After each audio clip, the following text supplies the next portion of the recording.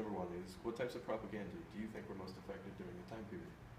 Most effective were, obviously there's radio propaganda, but there was also filmic propaganda and print propaganda. So one thing that really was useful was film propaganda, because the vast majority of Americans who were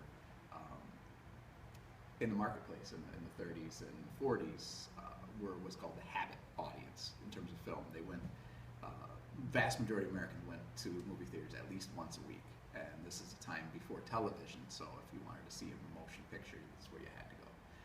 So film propaganda was very, very effective in terms of recruitment, but also in terms of educating civilians about what they were supposed to do during the war effort.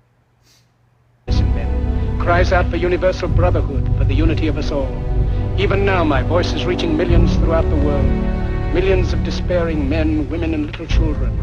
Victims of a system that makes men torture and imprison innocent people. To those who can hear me, I say, do not despair. The misery that is now upon us is but the passing of greed, the bitterness of men who fear the way of human progress. The hate of men will pass, and dictators die, and the power they took from the people will return to the people. And so long as men die, liberty will never perish. Soldiers, don't give yourselves to brutes, men who despise you, enslave you, who regiment your lives, tell you what to do, what to think, or what to feel, who drill you, diet you, treat you like cattle, use you as cannon fodder. Don't give yourselves to these unnatural men, machine men with machine minds and machine hearts. You are not machines, you are not cattle, you are men.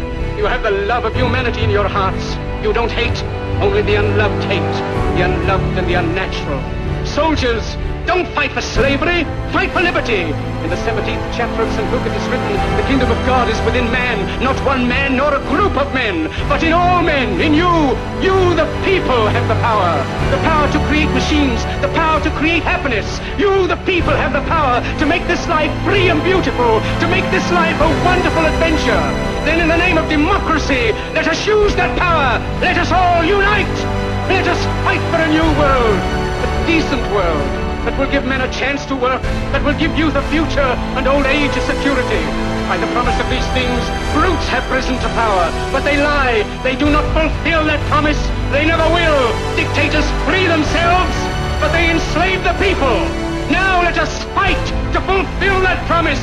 Let us fight to free the world, to do away with national barriers, to do away with greed, with hate and intolerance. Let us fight for a world of reason, a world where science and progress will lead to all men's happiness. Soldiers, in the name of democracy, let us all unite! Types of propaganda were the most effective during the time of World War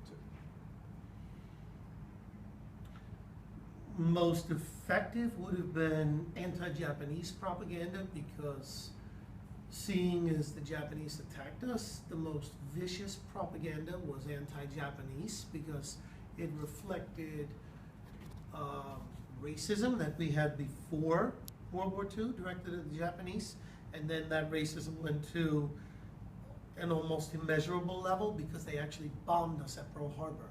So you take their aggression at Pearl Harbor and add that to the racism that had existed for decades, and you had, I would say, highly effective anti-Japanese propaganda. There was some anti-German propaganda, but it was mostly anti-Hitler propaganda. But Japanese, without a doubt, yeah. And by that you mean effective in getting people to support the war effort.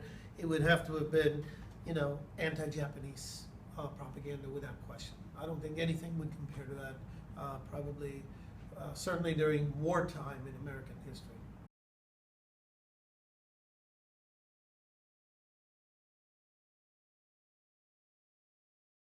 With all the propaganda, what do you think the main message that the government was trying to convey was?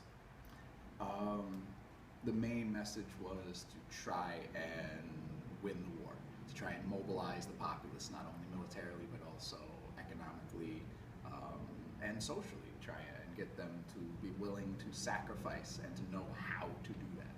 So it was not only to recruit for the military, even though there was a draft. It was a matter of, well, you want as many people to volunteer as possible, but also to train folks what they're supposed to do on what day, when are they supposed to not eat meat, when are they supposed to go on this drive to get materials to help with the war, that sort of thing. So during this time, women were also included, and there was a big step in leadership for them. Mm-hmm. What sort of message was the government trying to say to the women during this time with propaganda?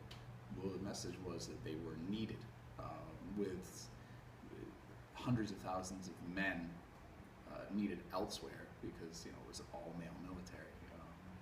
Women were needed in the workforce, so it was the idea that they had to, if at all possible, get out of the home, go to a factory, work, or be a nurse, or be a driver, or be something, to mobilize the women in the workforce, because otherwise